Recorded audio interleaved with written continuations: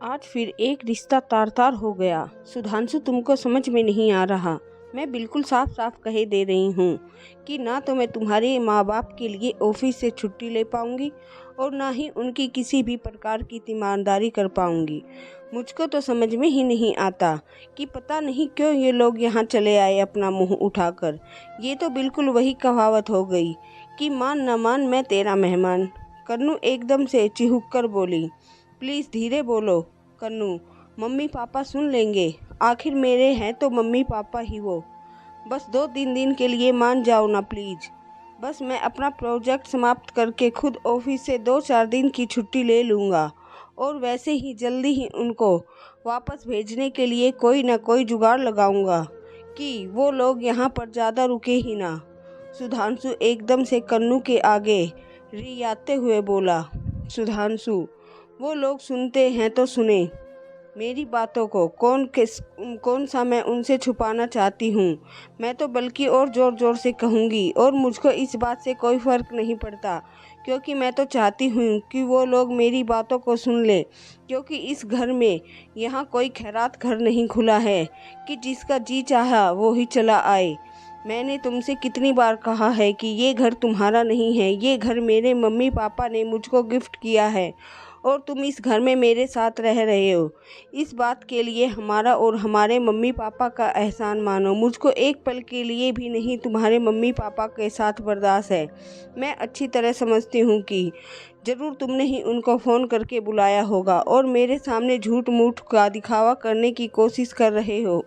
कन्नू को अपने सास ससुर को इस तरह बिना बुलाए सामने देखकर एकदम से बहुत ज़्यादा हाइपर ही हो रही थी और सुधांशु को तो बिल्कुल भी समझ में नहीं आ रहा था कि वो मम्मी पापा को घर में रहने दे या वापस जाने को बोल दे, और अगर बोले भी तो किस मुंह से। आखिर उन लोगों के जिगर का टुकड़ा भी तो है वो कन्नू। मैं सच्ची सच्ची भगवान की कसम खाकर कहता हूँ कि मैंने उन लोगों को बिल्कुल भी नहीं बुलाया। तुम्हारी वजह से तो मैं ही उनसे फ़ोन पर बातचीत भी ज़्यादा नहीं करता, क्योंकि जब भी फ़ोन पर बात करो वो तो हमेशा मुझसे मिलने की बात ही करते हैं और मैं कोई ना कोई बहाना करके मना ही कर देता था। लेकिन उन्होंने इस बार तो एक बार झूठा जिक्र भी नहीं किया कि वो अचानक से इस तरह से आ रहे हैं। प्लीज़ कन्नू, सिर्फ 2-3 दिन के लिए इतनी दूर से आए हैं, प्लीज़ मान जाओ ना। फिर मैं उन लोगों से खुद ही वापस जाने के लिए बोल दूँगा, ये मैं तुमसे वादा करता हूँ। सुधांशु अभी भी कन्नू के आगे हाथ जोड़कर रिरिया रहा था, लेकिन कन्नू तो जैसे कुछ भी सुनने के लिए तैयार ही नहीं थी। हुआ कुछ इस तरह कि महेंद्र और गंगा का बेटा सुधांशु दूर दराज बड़े से शहर में नौकरी करता था।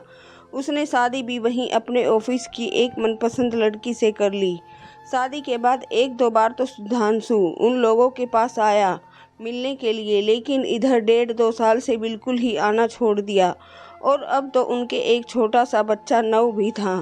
अब तो जब जब पोते को देखने का तो मन हुआ तो ज़्यादा हुक उठती, क्योंकि मूल से ज़्यादा सूद प्यारा होता है। बस इसलिए सुधांशु को बिना बताए दोनों ही लोग ये सोचकर उन लोगों के पास चले आए कि शायद सही बात है कि बेटे बहू को छुट्टी नहीं मिलती, हम ही लोग उनसे जाकर मिल आते हैं। वो लोग तो इस तरह हम लोगों को अचानक यूँ सामने देखकर बहुत ही ज़्यादा खुश हो जाएंगे, लेकिन यहाँ तो माजरा ही बिल्कुल उल्टा था। और उन दोनों की गरम गरम सलाखों जैसी बातें सुनकर तो सीना ही होक उठा कि हे भगवान, बहू बेटो तो उन लोगों के संपर्क ही नहीं रखना चाहते थे। और उन दोनों की सारी बातें बाहर बरामदे में बैठे महेंद्र और गंगा को साफ साफ सुनाई पड़ रही थी, क्योंकि कन्नू की तो यही मंशा थी। आखिर जब गंगा से बर्दाश्त नहीं हुआ तो वो अंदर आ ही गई। सुधांशु बेटा, बस अब बहुत हो गया। तुमको तो बेटा कहते हुए भी हमको शर्म आ रही है।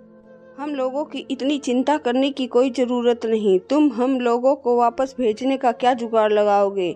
हम लोगों को तो अभी उल्टे पैर वापस जा रहे हैं। तुमको इतना ज़्यादा परेशान होने की ज़रूरत नहीं। हम लोगों ने तो सोचा था कि तुम लोगों को और नव को 1.5-2 साल से देखा नहीं है, और ख़ासकर नव को देखने के लिए तो सचमुच आंखें तरस रही थी। और हम लोगों ने इस तरह पहुँचने से तुम बहुत खुश हो जाओगे। तुम्हारे अनुसार तुम लोगों को छुट्टियां न मिल पाने के कारण नहीं आ पाते हो। चलो हम लोग ही मिल आते हैं चलकर।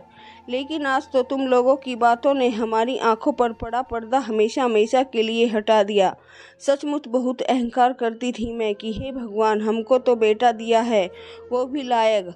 तब तो हम लोगों को बुढ़ापा सचमुच बहुत अच्छी तरह से ही कटेगा। लेकिन बेटा ये नहीं जानती थी कि ये भी दिन देखना पड़ेगा, हम लोगों की किस्मत में लिखा है। काश भगवान ने हमको बेटी दी होती तो कम से कम ममता से आंचल भरा रहता हमारा, इस तरह दुत्कारती तो ना। पता नहीं क्यों लोग बेटी को हो जाने पर मलाल करते हैं। गंगा साड़ी के पल्लू से अपने गालों पर बहते हुए आंसुओं को पोंछकर बोली।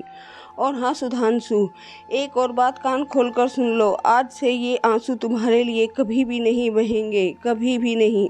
मेरी ममता को ललकारा है तुमने, लेकिन आज से मेरे दिल के दरवाजे तुम्हारे लिए हमेशा हमेशा के लिए बंद हो गए। मम्मी मेरी बात तो सुनिए, ऐसा कुछ नहीं है, शायद आप गलत समझ रही हैं, सुधांशु थोड़ा घबराते हुए बोला, क्योंकि वो समझ तो गया कि कन्नू की सारी बातें उसके मम्मी पापा ने सुन ली हैं। और कन्नू ने तो और भी बेशर्मी की हद की पार कर दी। सारी लोक लाज छोड़कर पलंग पर ही चढ़ी बैठी रही। सुधांशु, क्या कहना चाह रहे हो तुम कि हम तुम्हारे लोगों की बातों का मतलब नहीं समझे? ये बाल हम लोगों ने धूप में नहीं सफ़ेद किए हैं। सचमुच बहुत ही एहसान फरामोश हो गई है आज की औलाद। लेकिन बेटा चिंता ना करो, अभी तुम्हारे आगे भी बेटा है और एक माँ बाप की आह कभी खाली नहीं जाती, इस बात का ध्यान रखना। महेंद्र ने भी अपने आंसुओं को पोंछते हुए कहा, तुम क्या समझते हो कि तुम लोग हमारा साथ छोड़ दोगे तो क्या हम लोग जी नहीं पाएंगे? अरे हम लोग एक दूसरे के लिए बहुत हैं, दोनों एक दूसरे के सहारे जिएंगे। लेकिन अब जीवन में कभी तुम दो लोगों की तरफ मुड़कर भी नहीं देखेंगे। ये कहते कहते महेंद्र तो हांफने ही लगे, लेकिन सुधांशु बेशर्मों की तरह महेंद्र को हांफता देखता रहा और एक कदम भी आगे नहीं बढ़ा। आप ज़्यादा परेशान मत होइए, वरना आपका ब्लड प्रेशर हाई हो जाएगा। क्या आपको हमारे ऊपर विश्वास नहीं? वो लोग भी जिंदगी में जीते हैं जिनके औलाद नहीं होती। हम भी यही सोच लेंगे कि भगवान ने हमको औलाद दी ही नहीं थी। गंगा महेंद्र का सीना सहलाते हुए बोली, बिल्कुल ठीक कह रही हो तुम गंगा, लेकिन अब बिल्कुल भी नहीं। हम दोनों ही एक दूसरे के लिए काफ़ी हैं। महेंद्र थोड़ा शांत होकर बोला और गंगा का हाथ पकड़कर आंसुओं को पोंछते हुए सुधांशु के घर से गेट से बाहर निकल गए। सुधांशु की तो खैर हिम्मत ही नहीं थी रोकने की, और गंगा और महेंद्र एक दूसरे के आंसू पोंछते हुए चल पड़े। और आज फिर एक रिश्ता तार तार हो गया था।